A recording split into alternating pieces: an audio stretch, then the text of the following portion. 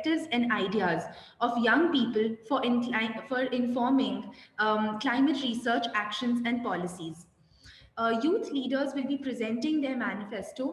Um, Youth leaders will be presenting their manifesto to participants, which include a very esteemed panel consisting of Dr. Rajesh Tandon, founder, president, PRIA and UNESCO, chair in community-based research and social responsibility in higher education, Ms. Sheila Patel, founder, director of the Society for Promotion of Area Resource Center and founder, member, former chair of the board of Slum Dwellers International, Ms. Archana Soreng, member of the UN Secretary General, General's Youth Advisory Group on Climate Change and Research Officer at Vasundhara, and Dr. Haq will be joining us as well, Director of the International Center for Climate Change and Development at the Independent University, Bangladesh. Oh, there he is. So we really welcome you all. We are very sorry again for the delay, and thank you so much for joining in. All our youth leaders are very excited because they worked very hard on this and they've come up with some great points and ideas and examples.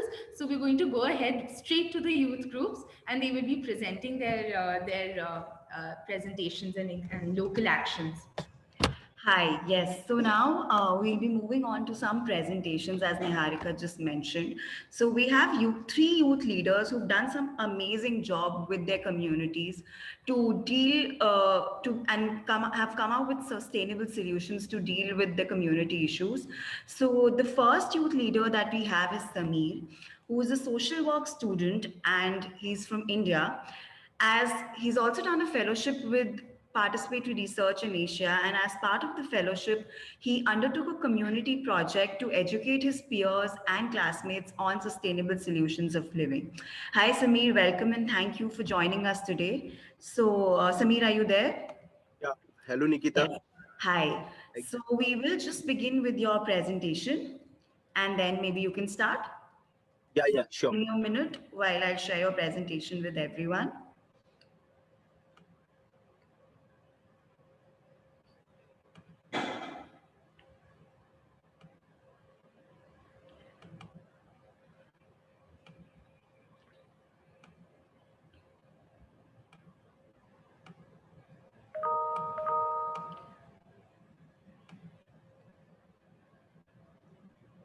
Sameer, are you able to see the presentation?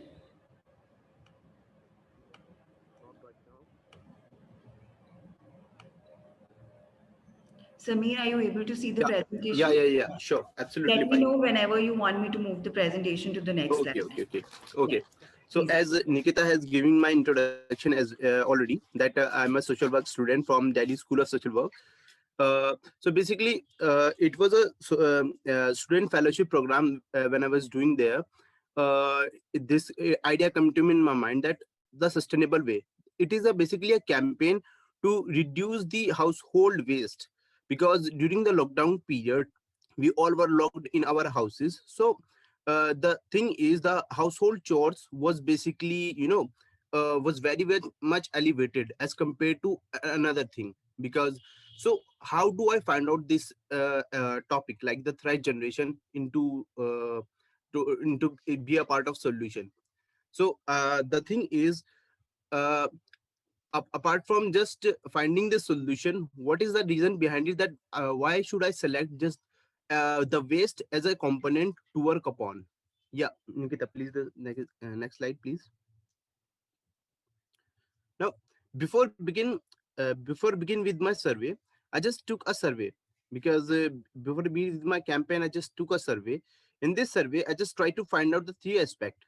Now, the first is the plastic, the second is the water, and the third one is the waste generation. Now, I took a sample survey of nearly 90 to 100 people, and these 90 to 100 people were basically my peer groups, my teachers, my colleagues, and all, etc. Now, after finding the survey findings has told me these things, that the plastic and water usage among the people were quite very sustainable. They were using the plastic and water in an adequate manner, but the trash generation was quite high. And it is also quite obvious because like I mentioned, that during the lockdown period, the trash generation was all over from the household itself. So it is the problem that how to channelize that waste into an optimum resource. So this is one of the main thing. So I just try to find area on which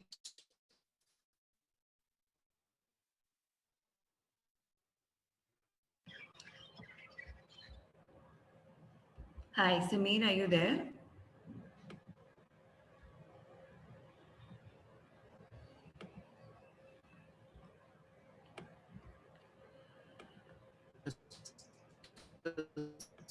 Hi, Sameer, we lost you in between.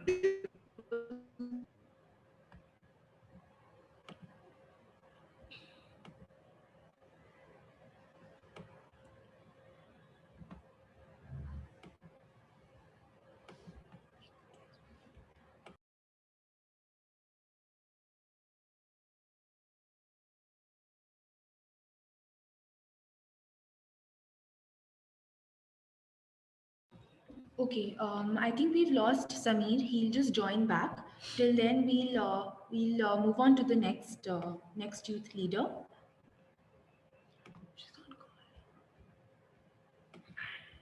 Okay, Lalita,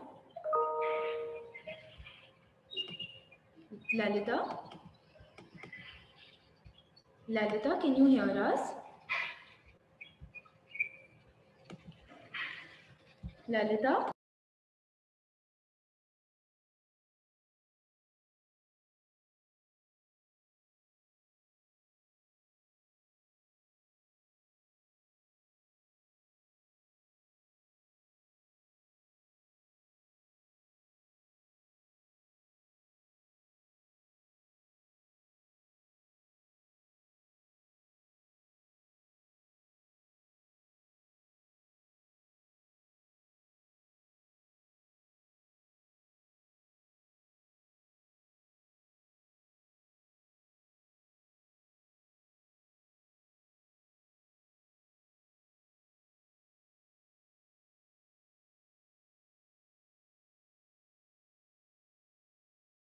You can start. Yes. Hi, so we have Lalita with us right now.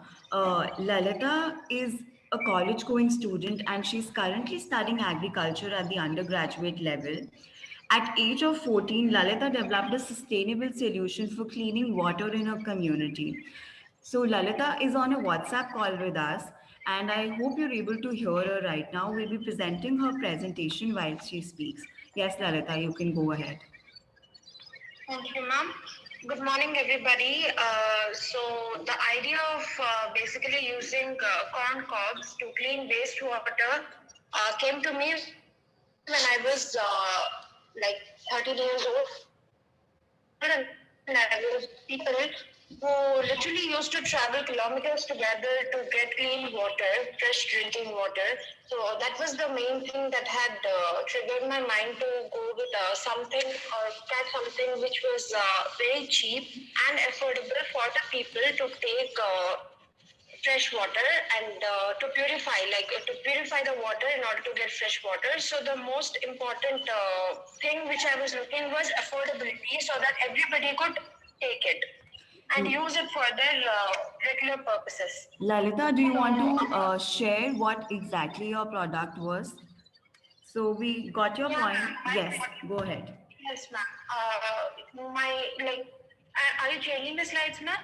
Yes, just let me know whenever you want me to change the slide. I'm on the second slide right now. Okay, ma'am. Yeah, the second slide. So yeah, this particular slide, it shows why I had chosen the corn cob to clean the wastewater. Basically, the morphology of the corn cob and the fact that the corn is third in production, like on the world statistics on the world map, we can say that the corn is the third most produced crop of the world. So that's the reason I had chosen the particular agricultural waste, that is corn cob. Ma'am, next slide, ma'am. Sure. Yes. So this particular slide, this shows about the basic structure behind the particular project, filtration project. So this contains, as you can see, the large size, small pieces, the charcoal foam and the corn cob powder. This way, the corn cobs are used to purify the wastewater. And as you can see, we had tried our lab experiments also with this. And yeah, next slide, ma'am. Yes. This particular slide, this shows our results where the lead and cadmium were seen to be adsorbed almost. Right?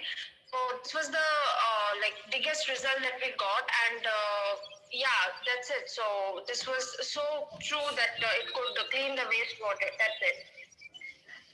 Next slide, please. Yes, we're on the next slide, Lalita.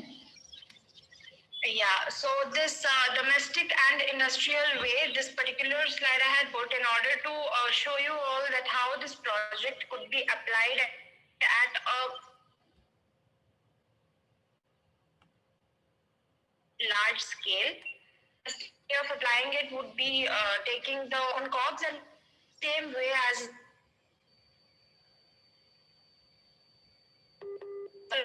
putting it directly onto the drainage pipe of the domestic office could directly help at the domestic level. Similarly, at the industrial level also, using tons and tons of the corn cobs as mentioned in the slide. So using them in that setup, that way, that could also help in cleaning the wastewater. Next slide, ma'am.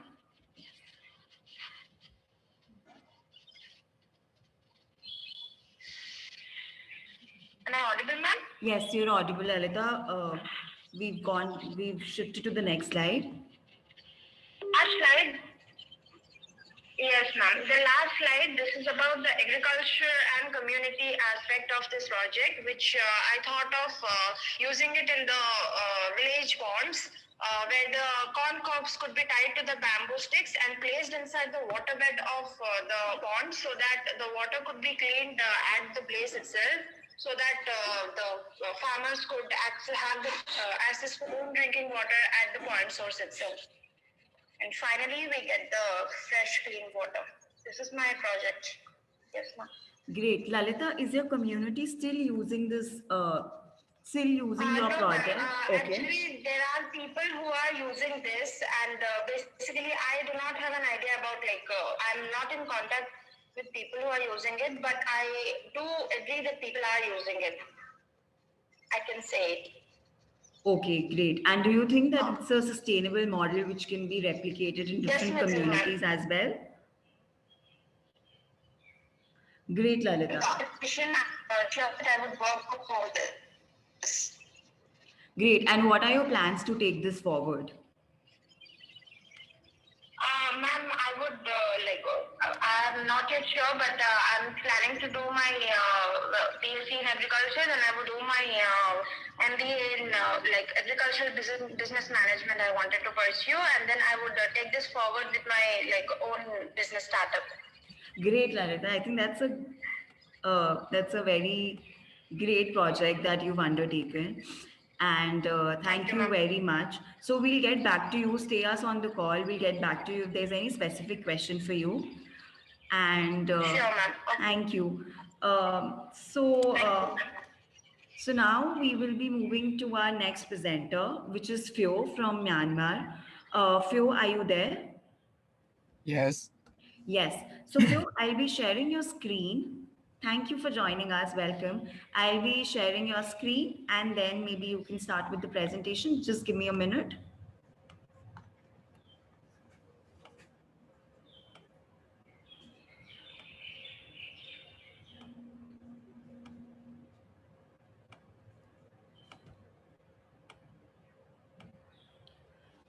Phyo, are you able to see your presentation? Yes. Yes. You can go ahead. Let me know whenever you want me to move to the next slide. Okay. Hello, good morning, good afternoon, and good evening, everyone. My name is Pyo, and I'm a community architect from Myanmar. So today I will be presenting about the community-led heat mitigation in Yangon in Myanmar. So this is a project by Women for the World in partnership with STEPS. So next slide, please. So our city Yangon has a lot of low-income areas in the periphery, and these areas have very less tree coverage and also high traffic, and they are mostly saturated around the industrial zones. And So how can you speak a little louder? yes. Yes. Also, the house in these settlement are small and have very little adequate ventilation, and the materials they use are less likely to resistant to heat. So, what are the challenges of the people? And people suffer the impact of heat on their health, and also they cannot go out and walk during the very hot day, like in summer in April. And also, there is no awareness about heat as an issue, both from the community and from the government. And also, the no electricity in this area have made it more difficult for the community to cope with the difficulty. Next slide, next slide, please.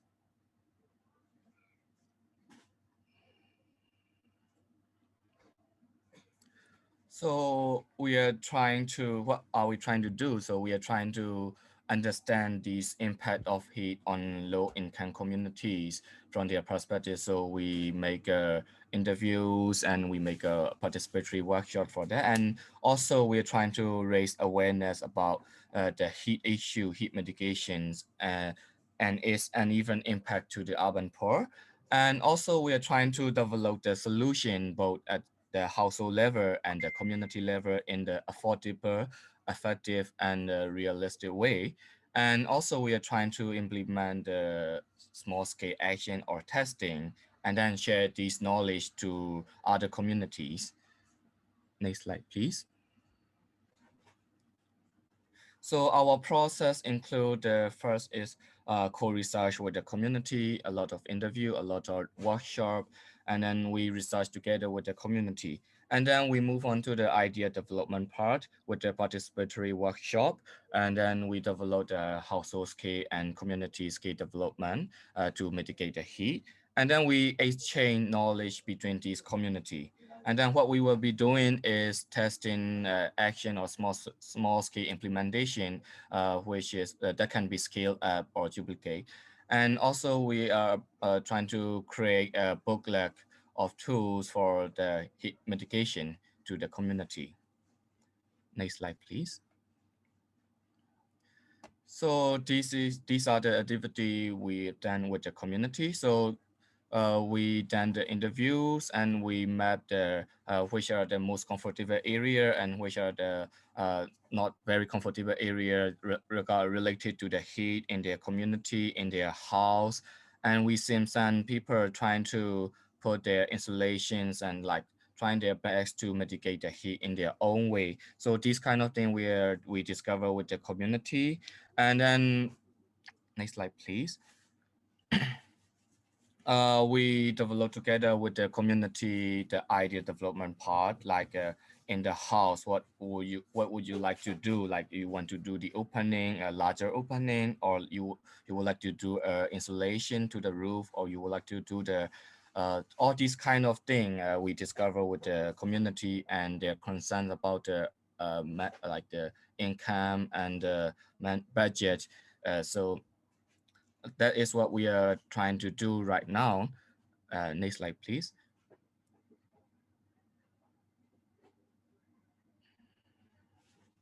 So our next step will be based on our findings and research with the community. We will try to develop a small scale implementation, like small scale testing uh, with the community. So that is what we are trying to do now, and then produce a booklet to the community. Thank you. That's all.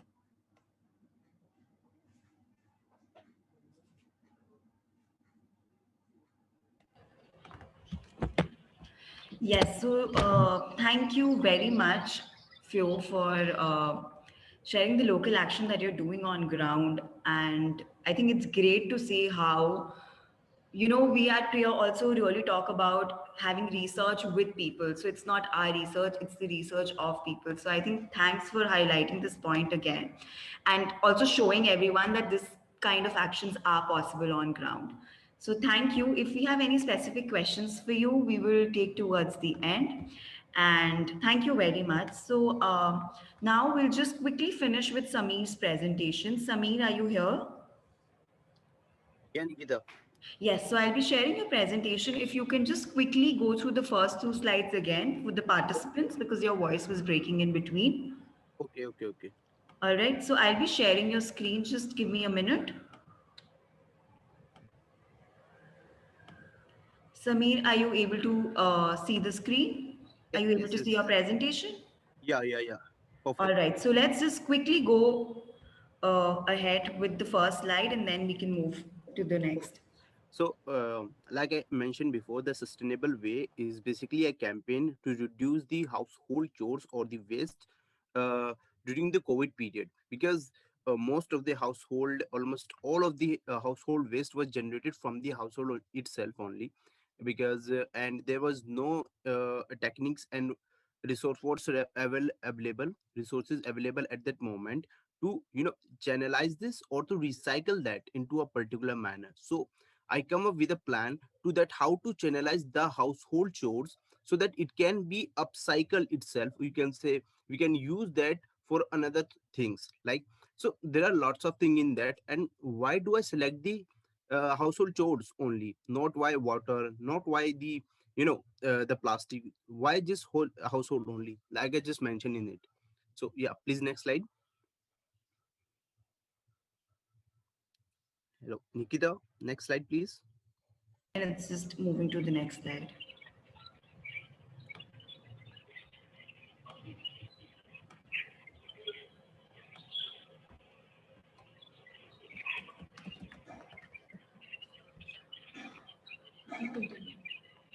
Sameer, you can continue. Just give me a second. I'm going to your next slide. Okay, okay, okay. Yes, So it's here.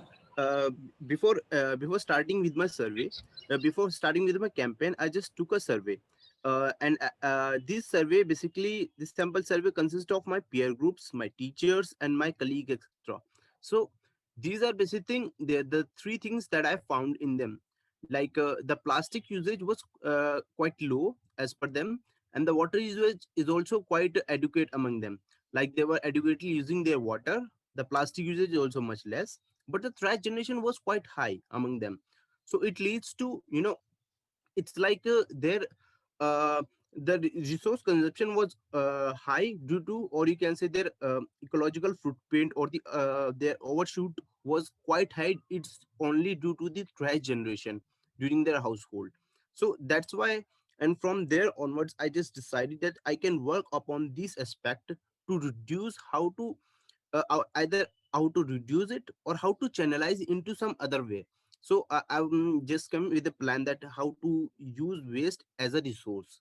Yeah, Nikita, next thing.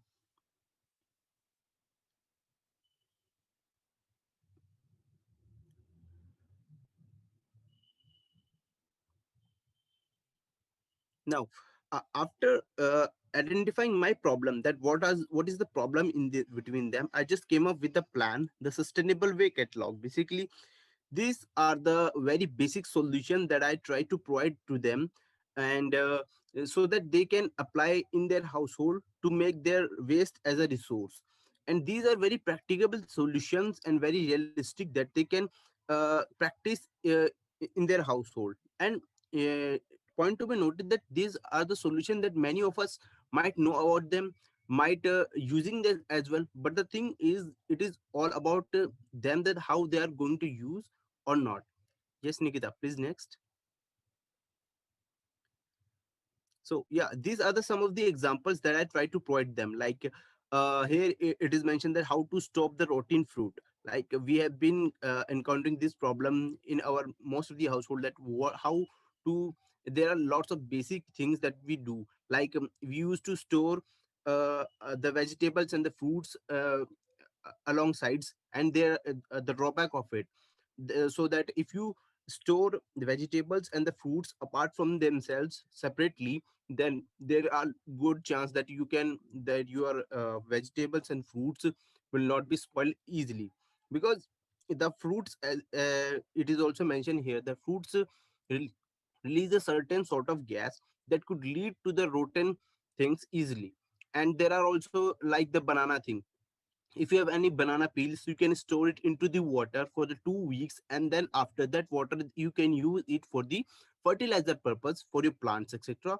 And that will be act as a very natural, as a good natural fertilizers. So these are those sort of things, that the basic things you can practice it in anywhere. You just need to have sorts of attitude in you, that how to practice them.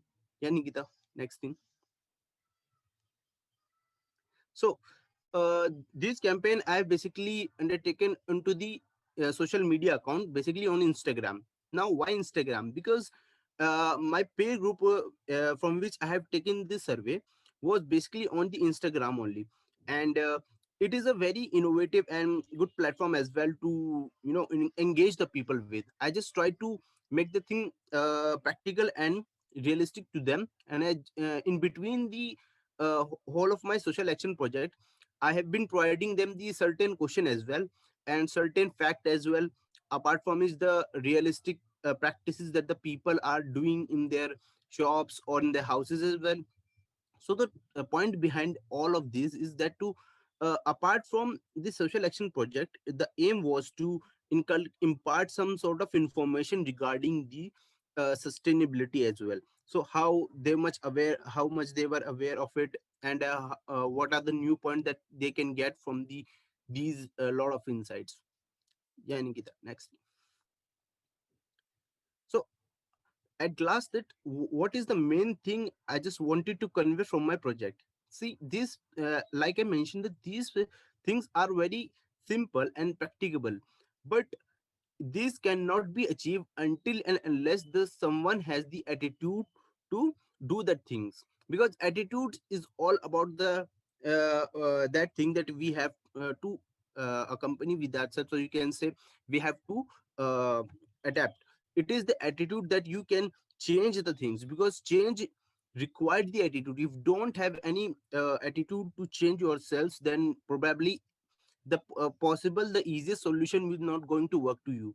So it is all about the change. And after during the following of my social action project, I have been receiving a lot of positive feedback from the people. They were practicing these sort of things in their households to reduce their household waste. So that act is a very good things, because the main focus of this behind is to change the attitude of the people, so the society can grow in themselves and adapt the particular solution for the problems. So yeah, that's it from my side. Thank you so much. Those are such practical, steps and solutions which we can truly use in our daily life. And the fact that you use social media today in today's context is so important, because language, as we all discussed through our deliberations as well, is such an important tool through which you can reach out to people. And social media is a platform where you can, reach out to people and communities in their local and regional languages. So I think thank you so much for your social action project and for coming here and sharing it with everyone. We're going to move ahead now. We're going to now be presenting the manifesto. We'll have two youth leaders who will be presenting their manifesto. Priya, in collaboration with these youth leaders, we conducted a series of deliberations, and we had three sessions where we discussed issues from the youth perspective, which we thought, which the youth and all of us discussed, and they put these points together in the manifesto, and they said these are the kind of things that we want policymakers to look into when they're conducting research or when they're making decisions about us, because it affects the youth most than anyone else. So we have two youth leaders presenting this manifesto, and they will tell you a little more about the deliberations that took place. Aniket is currently studying English at the university level, and Yapeng is a postdoc researcher in rural urban development. So we will now give the floor to Aniket. He will start and share with you this process and share with you the ideas in the manifesto. Thank you, Niharika ma'am. Ladies and gentlemen, boys and girls, a youthful morning to you all. This is Aniket Mahapatra, currently pursuing BA Major in English at Sri Sri University in the eastern state of Odisha in India. The entire humanity is stuck in a crossroad threatened by climate crisis. The question is, should we fall a victim to it or to fight it out? We, the youth, have an answer. We have the power to defeat it. 18 young minds across the globe met in such a virtual platform to discuss that on 14 January 2021. We deliberated on the issue in two parallel sessions. It was followed by 3 rounds of consultation. The process was participatory and exchange of dialogues. And the outcome is this youth manifesto on climate adaptation, our future, our voice. So against this backdrop, we have the following demands.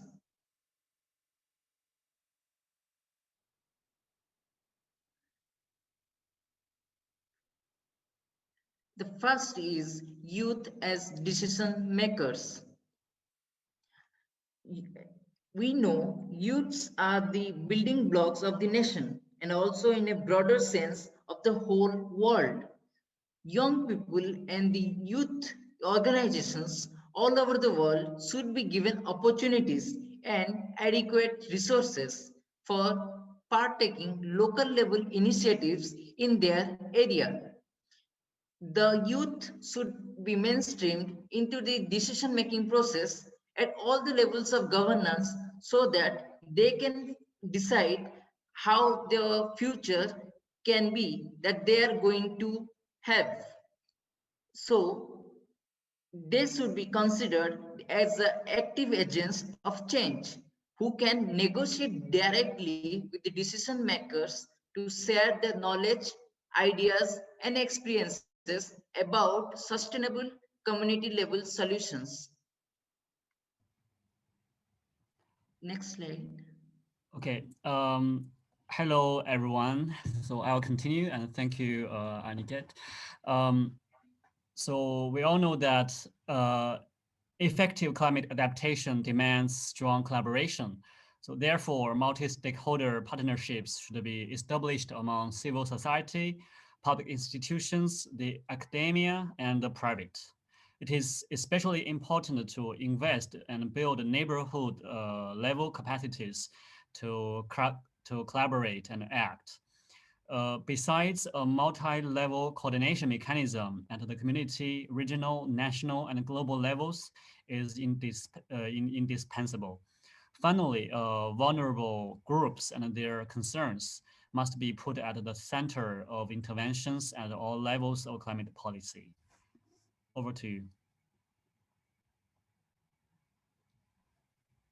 Next is mainstreaming climate adaptation in education. In this world, it is found that there is lack in awareness about climate adaptation among the youth, and most especially, in specific, we can say among the children, the school-going children. So we demand that climate adaptation strategies should be imbibed in the educational conscience or the curriculum of schools and other higher education institutions. The climate adaptation must be incorporated as a cross-disciplinary subject within the educational curriculums of these institutions. So these measures can foster the co-creation of locally led resilient solutions between the students and their local communities. Over to you. Okay, thank you. Our fourth demand concerns knowledge. So knowledge is critical to fuel climate adaptation actions. We highlight two approaches to climate adaptation research, namely a multidisciplinary approach that covers social, cultural, economic, and environmental dimensions of climate issues, and a multi-domain perspective that covers caste, gender, power, and inequality. We equally highlight their important role in generating knowledge supportive of holistic and innovative climate solutions. It's also our strong belief that climate adaptation research should jump out of the so-called academic silos and actively seek synergy with research on other global mega trends and challenges like COVID-19 pandemic, post-carbon transition, and digitalization. Finally, knowledge generated by scientists and scholars from diverse disciplines must be effectively diffused, transferred, and shared with local communities. Over to you. The fifth point is activate the family as a climate change maker. So the families here refers to everyone, the normal people of the any society and community. So the families should be activated as equal stakeholders in contributing to climate adaptations policies. The families need to be sensitized and they should be encouraged in order to carry out climate adaptation initiatives in their own local languages so that they can raise awareness among the community they live in. The household level climate resilience activities should also be highlighted by relevant stakeholders. Over to you. Okay, thank you. Our last demand is grounded on the belief that climate adaptation will hardly be sustainable and effective if all sorts of inequalities are not properly and effectively addressed. The balance between economic efficiency and social equity is highly desirable. The entire climate adaptation process must be inclusive, responding to the needs of vulnerable and indigenous communities while harnessing their potential contributions in terms of their inherent knowledge and value systems, existing practices, and creativity, etc. Inclusiveness also requires that the policies, knowledge, and information related to climate adaptation are visible, accessible, and user-friendly. We therefore recommend oral forms of communication in local and regional languages, especially in marginal areas. We highlight the value of local knowledge, cultures, and value systems of marginalized and indigenous groups, which must steer the direction for exploring resilient solutions for climate adaptation. The knowledge, principles, and values that emerge and generate that are generated during such processes must be democratized, and the respective communities must be given the credit for the same. To conclude, we, the youth and the youth-led organizations, firmly believe that an effective and impactful locally led climate action largely depends on the interplay between three dynamics highlighted in this manifesto. First and foremost, a new governance paradigm is needed, which follows a collaborative multi-stakeholder approach. Such an approach empowers the civil society, especially the youth, as decision makers and agents of change. Second, knowledge and its diffusion and popularization are crucial to underpin climate action. Therefore, we recommend a multidisciplinary approach to research on climate adaptation so as to generate holistic knowledge for formulating innovative solutions to the systemic problems as climate change brings about. The knowledge generated must be diffused and popularized by means of education programs, both at schools and community level. This, we believe, is critical to not only raise awareness and shift mindset of the public, but more importantly, it will create building blocks for community level behavior change and actions in the long run in a sustainable way. Uh, Last and not the least, people are cracks, critical in any climate action aimed at resiliency. So their high potential for broadening the scope and enhancing the impact of climate action must be harnessed. On the one hand, this requires that families be sensitized and incentivized to play a more active and proactive role in climate adaptation. On the other hand, special attention must be paid to vulnerable and excluded people who are to be fully involved in climate adaptation process. Our future must be built together. Our voice must be heard and respected. It's our strong conviction that facing the need and challenges of post-COVID-19 recovery, post-carbon transition, and climate change adaptation, youth and youth-led organizations are to play a more critical role than ever at community level. Climate change waits for no one. We are determined and ready to collaborate and act before it's too late. And we urge all policymakers to take this manifesto seriously and give a responsive call. Thank you so much.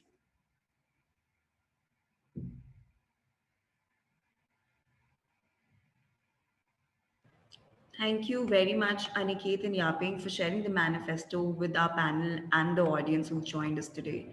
As Niharika already mentioned, that this manifesto came after we had 3 to 4 rounds of consultations with primarily participants from Southeast Asia.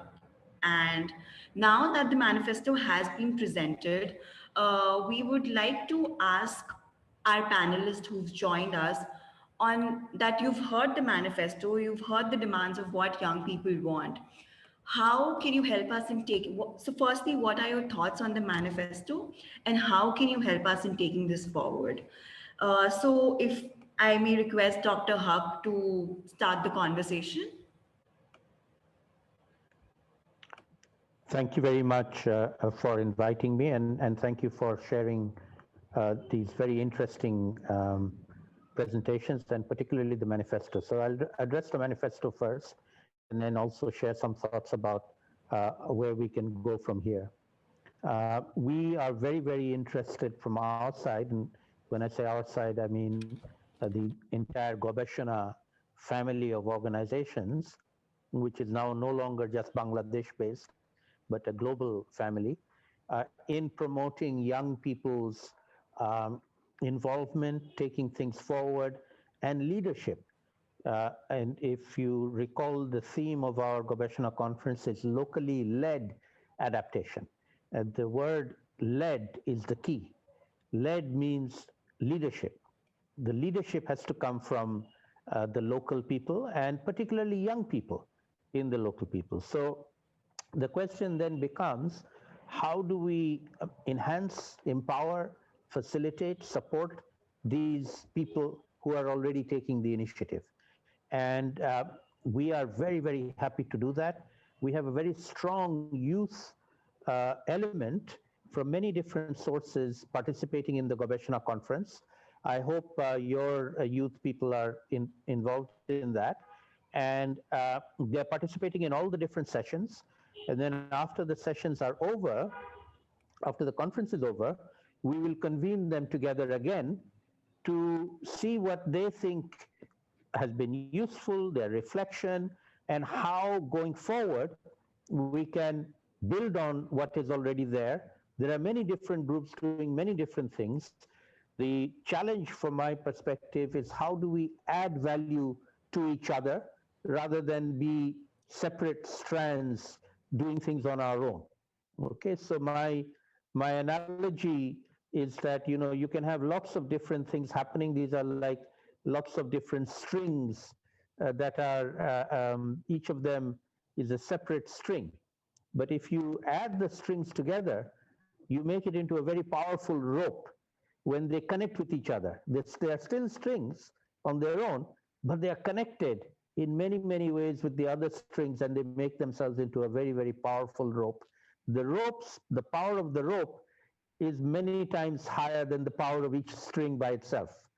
And so that is really the analogy of the challenge that I want to uh, uh, put forward, get people to think about, and then after the conference is over, we will reconvene and think about what can we do next to empower ourselves to help each other, to work with each other, and enable all of us in our own ways to be better at achieving things more effectively because we are connected with other people who are doing similar things in different cities in the same country, different parts of the same country, different countries in the same region, or indeed countries across the globe in different continents. This particular Gobeshona conference we have is a global conference and an online conference, and we have sessions with people from all over the world who are participating in these sessions at the moment. Let us see how we can build on that. And the final suggestion I would make is based on the excellent presentations I just saw, uh, is to think about for next year. So we will have Gobeshona again a year from now, January 2022. Let us start planning for it. And one idea I would like you to think about is let us um, make a sort of open competition for solutions that people are doing at the local level, and let them submit their activity, and then we will have a jury or a panel who will look at them, and then next year we have a global competition, and we have selected and we select some global champions of solutions that has to be doing something about a problem, not just telling people about the problem. Telling is good, advocacy is good, but solving is better than even advocacy. And so people who are trying to do something to solve a problem, tackle a problem, enable people to overcome the problem, that we need to think about how to pitch it and describe it. We can't offer any money to people to do things. They're doing it already. What we can offer them is spotlight. We can give them, say good stuff is happening here. Let everybody know about it. We can tell their stories. We can shine a light on them and their activities. So think about that. Let us, put our thinking caps on in terms of what we can do following up after this conference. And I look forward to engaging with all of you in the PRIA group, and we'll follow up the conversations with all the other groups that are working with us as well. Well, I'll stop there. Thank you very much. Thank you very much, Dr. Harsh, for sharing your thoughts. I think it's very relevant, and I think it's very important that this manifesto should not just stay here after the conference. All of us should take it forward. And as you mentioned, it's really important to engage more communities to make it more holistic and to have more aspects in it so that uh, it actually takes care of the concerns of a lot of people. So I think we are going to do that definitely. Yaping and Aniket, do you have any comment? Any thoughts? Yeah. Okay. First, really thank you, Dr. Huck. Sorry if I pronounce wrong your name. For fine. your suggestions and comments. I think definitely we need bring together all the youth streams scattered across the region and across the globe, and united is how to say united makes strength, a greater strength. I think really local initiatives needs to also how to say needs to be made more visible, and the locally generated knowledge needs to also to be transferred and spread across the territory, the region, and even across the boundary. So hopefully in the upcoming period of time, we can altogether build up some regional networks related to youth-led actions against climate change, and also I think for sure we need to also find partnerships. Not only the youth and youth organizations should not isolate themselves from the society or the ecosystem, as we may call it. So not only on ourselves, but also count on our communities, our the academia, and also the private sector, so as to have an aggregated advocacy, and this will make a difference, I think, in the long run. Yeah. Great. Thank you for your comments, Yaping. So next we would want Archana. Archana, are you here? Archana, can you hear us? All right. So I think her call dropped. So now we would move on to Dr. Tandon. Sir, you've heard the manifesto. Just wanted to know your thoughts on the manifesto, and also how are you going to help all of us in taking this forward? Thank you. Thank you all. Very interesting stories and efforts that you narrated. I I find the manifesto captures the essence of locally led adaptation in your language, in your ways. Um, so I don't have anything to add to the manifesto per se, but I have a certain point of view about the way manifesto is currently written. It it seems to be written for me or Dr. Huck or some people or maybe United Nations or World Economic Forum or some big shots. It's written for big shots. We should be given space for decision making. Who the hell gives a space for decision making? In your own lives, did your parents or grandparents give you space for decision making, or you asserted your space for decision making? Please. So I think that manifesto is your manifesto, not my manifesto. I am comfortable in my position. I enjoy status quo. I have all the benefits of big city life. And I periodically speak on climate change and how bad it is. But I continue to enjoy consumption in my life. And during the pandemic, I am enjoying even more because now I can create huge amounts of plastic waste by ordering all kinds of things online. I even order a single pair of scissors online, and the scissors is this small, but it comes with 150 grams of plastic waste packed in. So I'm enjoying status quo. If you are concerned about your future, you challenge me. Hmm. You challenge me. Because many of you have worked and you are working in rural communities, in informal communities, in marginalized communities. Some of their actions may be causing or contributing to climate change, but it is my actions and the people in Delhi and Dhaka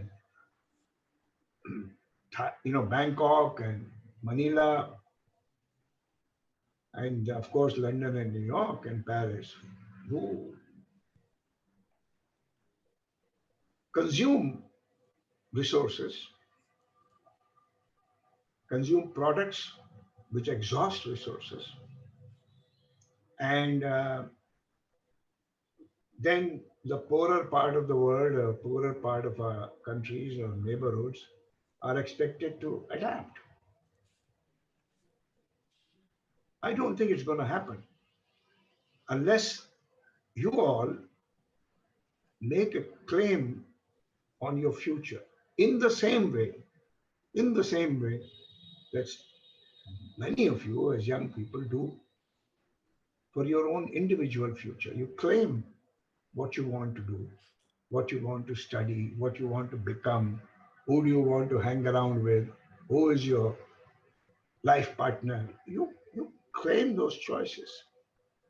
I think it is very clear to me that I will be gone in a few years, but the burden of destruction that my generation is going to leave behind will be felt by you and your children. So I feel that there are three kinds of actions. Who am I to recommend? But let me anyway suggest. Because manifesto has everything that we need. But what do we do with it? First of all, your peers. I think this issue of different ways of you know understanding our lifestyle, understanding our consumptive lifestyle in urban, middle class, educated families. Because those with minimal education and mostly rural habitation, they are not causing the destruction. And we engage our peers in examining the connection between online ordering of every small piece that we need and the waste it produces on the one hand, and the destruction that follows. So adaptation, locally led, is already happening.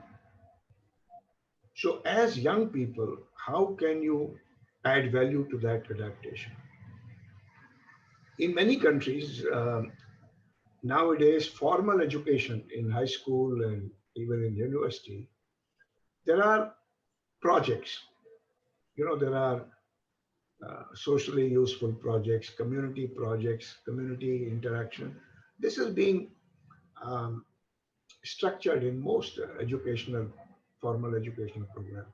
And that's where you have young people, adolescents, and folks like you in universities and colleges. Now, how can these projects become storytelling projects? How can they tell stories of local solutions, locally led adaptation, and tell them in a way that the main character of the story is the local actor, not you,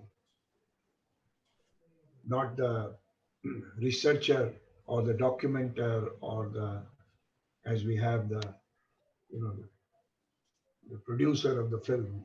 So that is second possibility because millions of students are doing some project or the other. How can this focus be brought to them? And you don't need a policy recommendation for this. You need a horizontal um, infection, if I may say so, or rather inflection. But you spread it horizontally, and in your youth networks, through your young people, through your own cousins and nephews and nieces and their friends and all. That why don't we do some such local projects that they tell the story of locally led adaptation?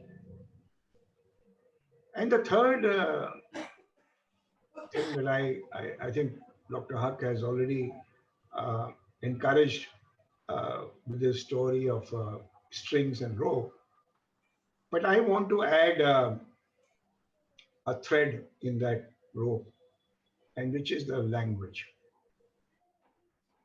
Locally led adaptation happens in local language and local dialect. Other than in UK or where European languages are spoken like Spain, or even in countries of Latin America where Spanish or Portuguese may be spoken, communities speak other dialects and other languages. Indigenous communities have their own language. Homogenization encouraged through the digital platforms of languages, and particularly the ever-growing dominance of English language disconnects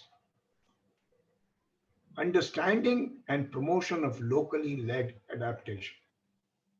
So those of you who have capacities and languages, I'm sure you all have other than English, your mother tongues, use them to tell the stories so that those who are doing locally led adaptation also can hear the stories of others. So I invite you to consider between now and the next Gobeshona in 2022, consider nurturing platforms of conversation in languages which are local, where the leadership of local led adaptation speaks itself, herself, and where we act as promoters, supporters, and accelerators of that locally led. So one is action with you and your peers. Two is find already existing spaces in formal schooling and higher education. And three, hold on to your language and assert it. It doesn't matter if it is a global platform. Thank you. Very, very powerful words, Dr. Tandon, as usual. Very inspiring, and we totally agree that you're right. The language has to be about claiming our space. Otherwise, no one's going to bother taking us on board. And as you said, how can we add value? That's exactly why we say that this manifesto is just the beginning, not the end. And we will now focus through the year on how these ideas can actually translate into adding value to locally led adaptation and local actions which are already taking place. So thank you so much for those very, very inspiring words. Ms. Patel, please, if you can share your thoughts, we're so happy to have you. And thank you so much for joining us. And if you could share your thoughts on what you thought about the manifesto and what are your ideas about how we can take these ideas forward. Thank you. I suppose I am audible, right? Hello? Yes, Niharika, can you hear me? yes, you're audible. We can hear you. So all my young friends, I am absolutely delighted to hear the evolution of where you have come and this first draft of your manifesto.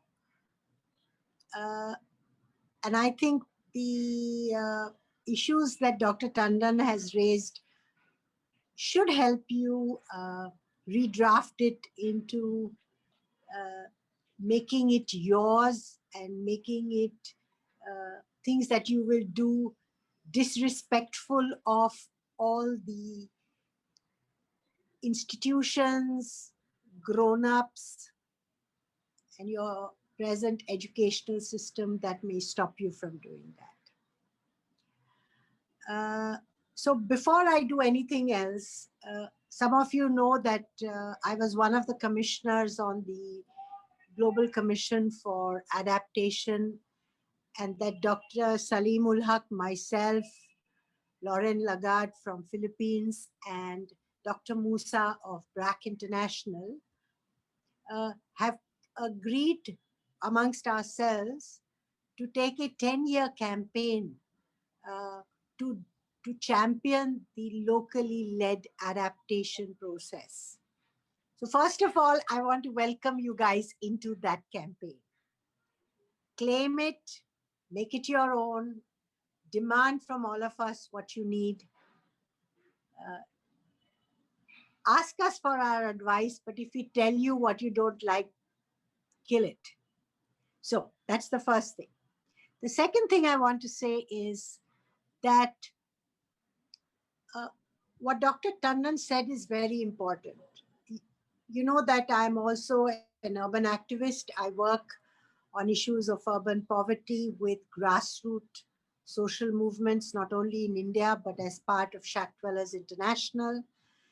and that together with other social movements of waste pickers, vendors, women-led groups, we form a platform of urban inequity, and urban informality. And we have two suggestions for that. One, that we ask you to come and talk to us in the different events that we hold from two perspectives. One, to begin to acquaint yourselves with the youth groups in our movements and let them join you, so that you have an enriched network of young people in informality and young people who come from the formal cities that work in synergy and collaboration. That's the second one. The third one is that as part of our work on the commission, a group of organizations, including ICAD, have put together the principles that guide local action development investment. I will send this to Niharika, and I hope you look at it. Anything you feel is useful to you, you take. Anything you want to champion, you do. You give us feedback. It's a 10-year journey. It's something in which we hope that leadership of that journey in 2030 will be yours. Because like Dr. Tandon says, many of us may not be around. The next thing I want to say is that in order to champion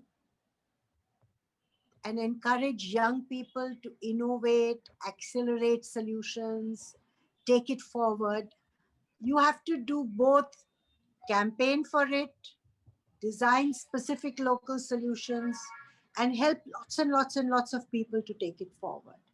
So aggregation is king and queen.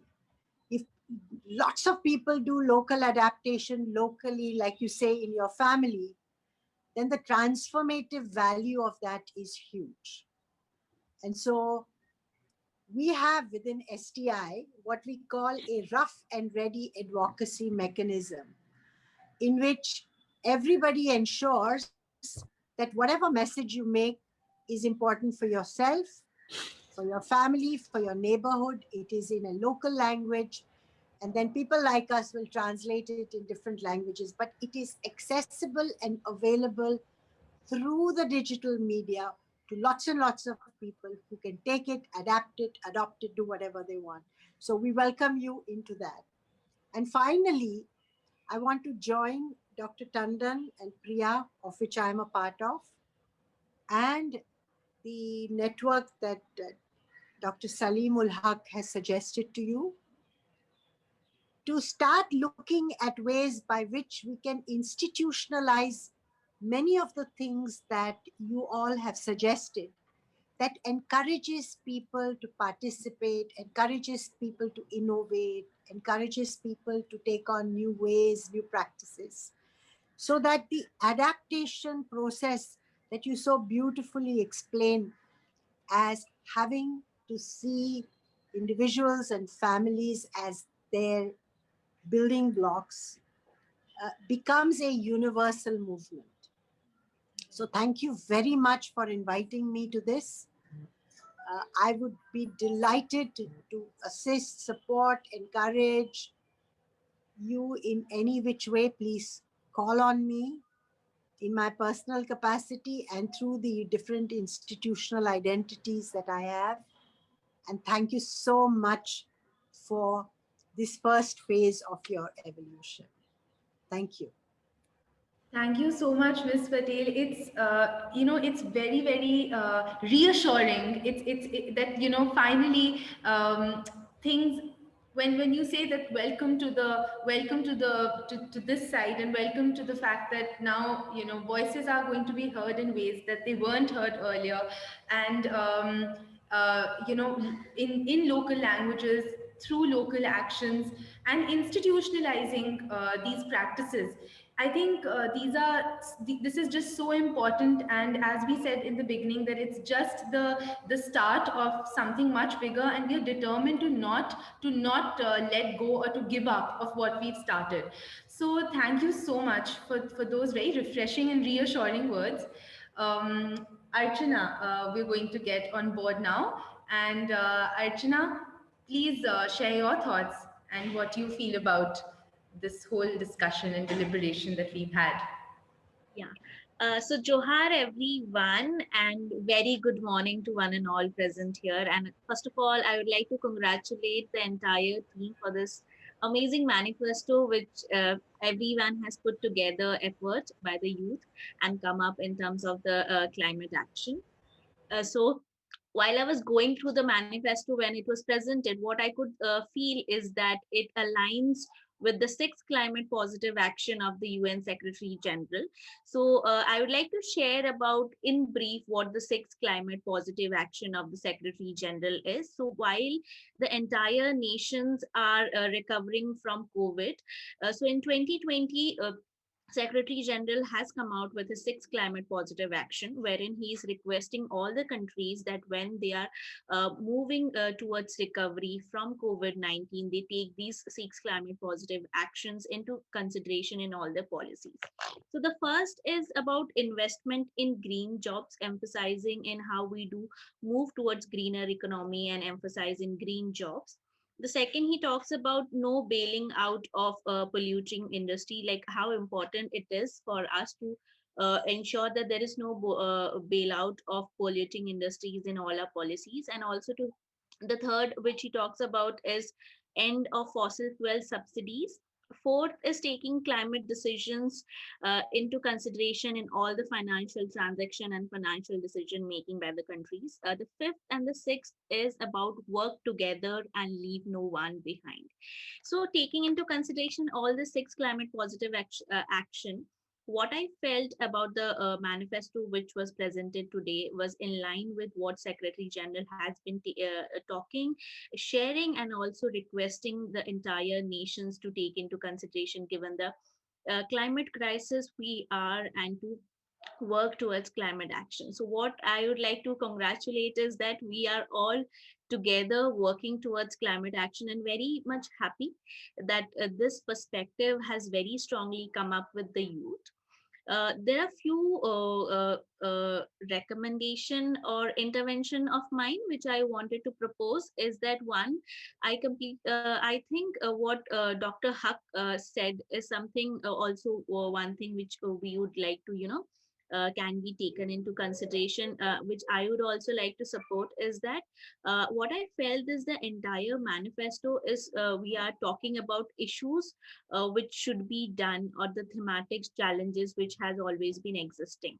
I think maybe if we could add another key actions which can be taken and which is achievable, because as I was hearing that we'll be having this conference again wherein we'll be reflecting on us. So if certain kind of achievable actions, if we could illustrate, it would be helpful for us during this entire course of 2021, because we are having numerous international conference of parties, like we have UNFCCC, COP16 this year. Also, we have a convention of biological diversity convention this year.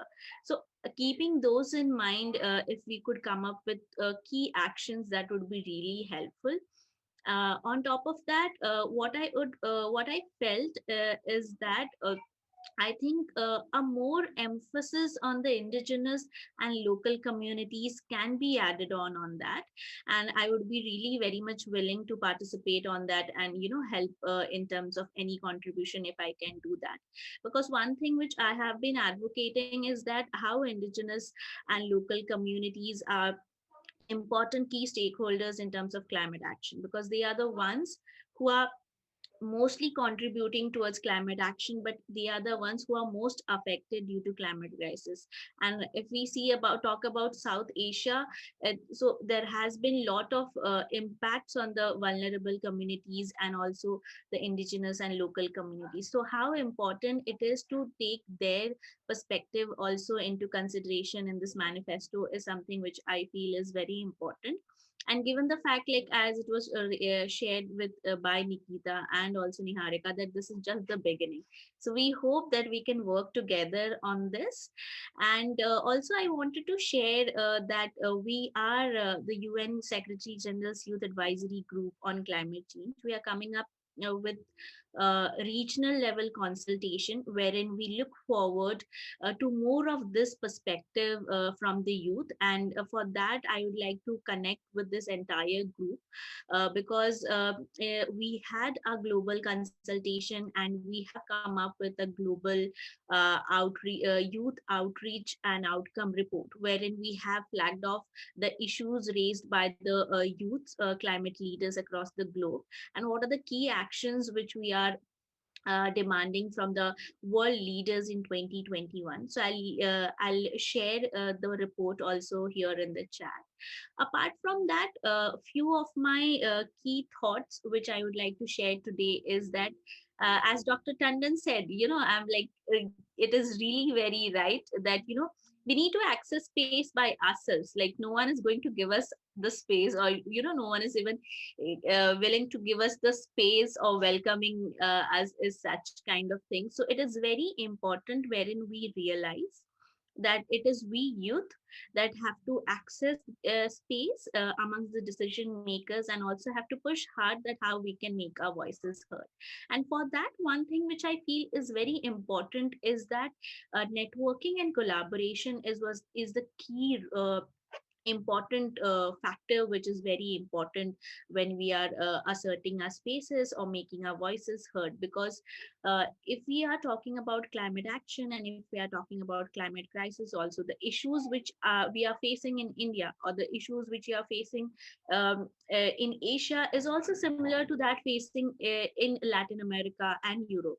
Definitely the degree and the nature will be different, but the issues which we are facing is also similar to that. So one thing which we feel is it is very important that we come together as an international solidarity and all youth together. And for that I feel it is very important to identify the youth groups, those who are working on climate action.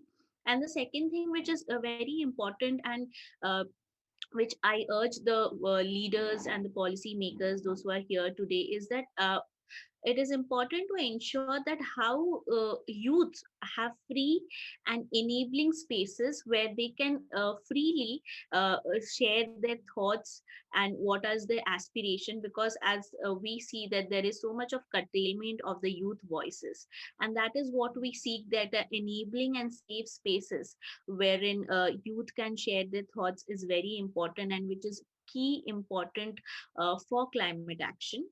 And the third thing which I would like to appreciate is like very happy that this uh, a manifesto has come up today, which I believe has gone, as Nikita was sharing, that it has gone through a numerous rounds of consultation. So one thing which I strongly feel is that it is we youth who are engaged in various roles, whether we are researchers, whether we are lawyers, whether we are artists.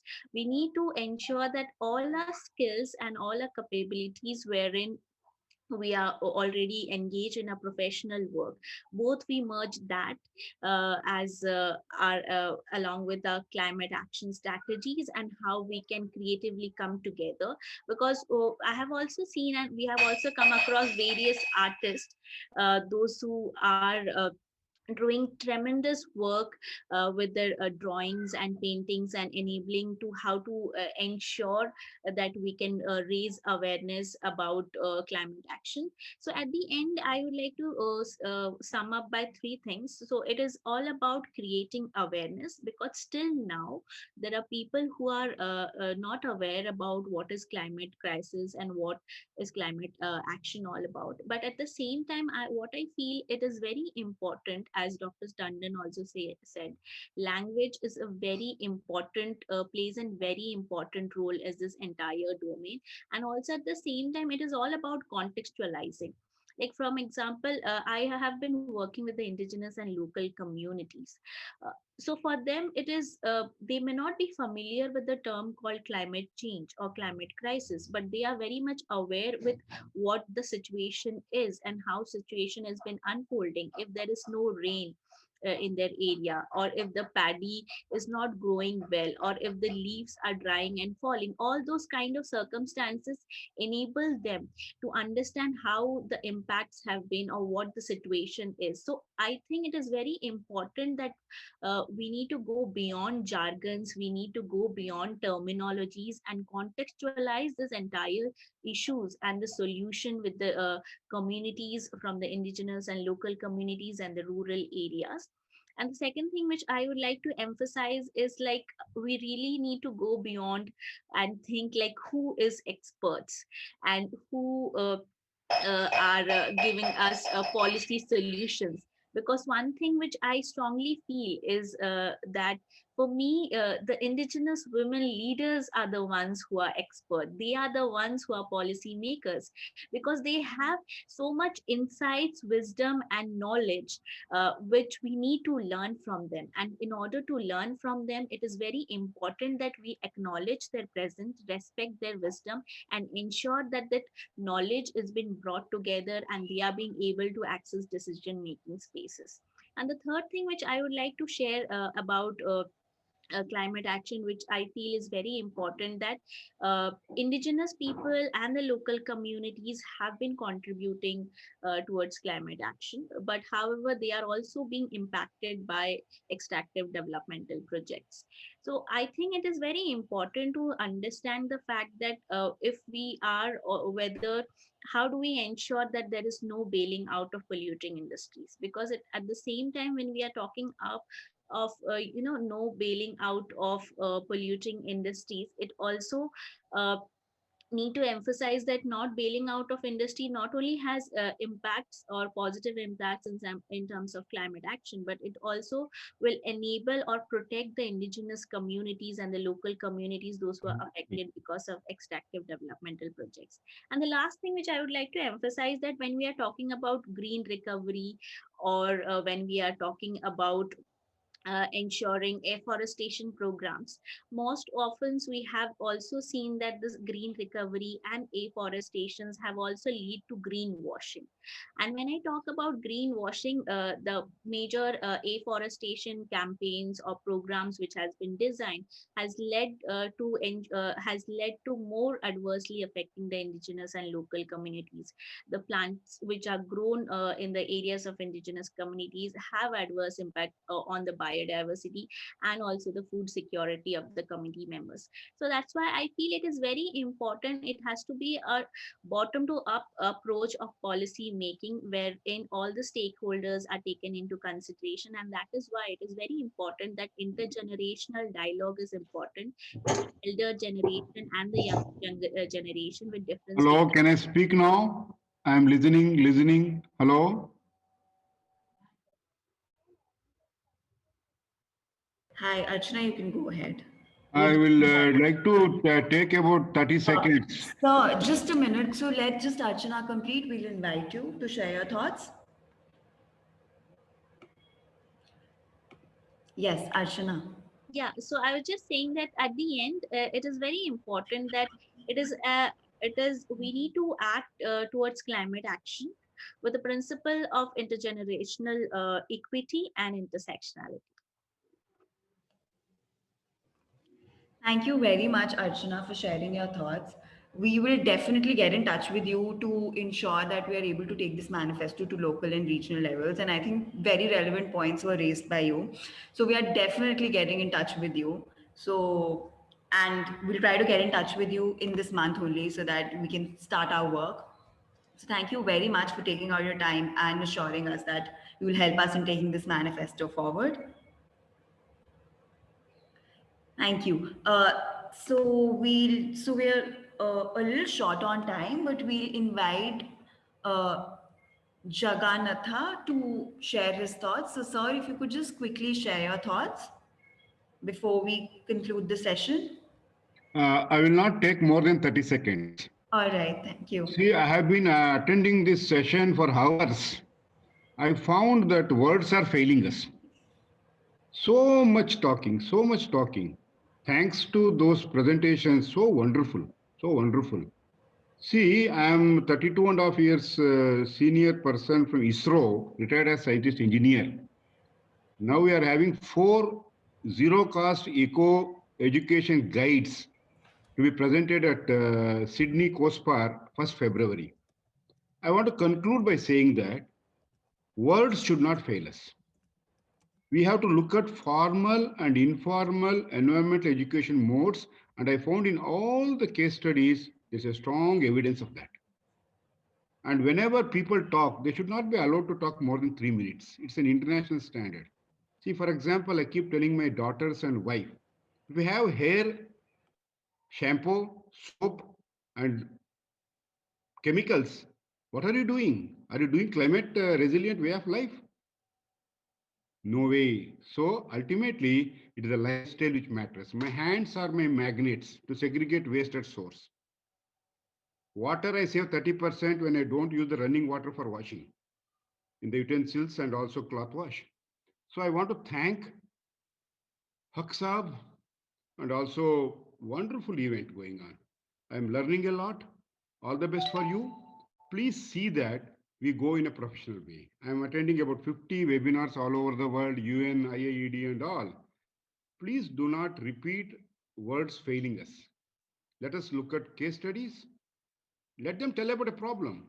Then what they find and what they suggest. Only 3 questions. 3 minutes sufficient. Because time is a valuable resource in climate change. We have lost 200 kilometers of coast in Orissa and the whole of Bangladesh submergence. It could be like a Dwarka, the historical city of India, which is in deep sea now.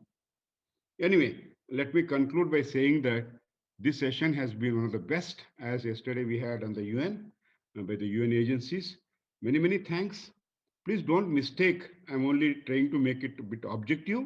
If you are going on saying that, I believe this. No, no way. We say, we believe. United Nations Secretary General spoke so well. There is no vaccination for climate change on 12th December. And our Archana madam is talking about the 6 points. What is the issue? Anyway, take care. Have a good day. Be well, be happy, and be successful. Thank you so much, sir. We will definitely keep this in our mind. And thank you very, very much, everyone, for joining us today. And it was a great session. Thank you, all the youth leaders, for sharing the work you guys have been doing on ground. And let's ensure that we also be in touch with each other, take this conversation forward in future, and also take advice from Dr. Tandon, Sheila, Archana, Dr. Huck, and see how we can make it more constructive and more relevant. So thank you very much. So I'm not going to take more time. We're already 10 minutes ahead of what we promised. So thank you very much for joining us today. Have a great, nice and productive day. All the best, and let's get in touch and let's take this forward. Yes. Thank you.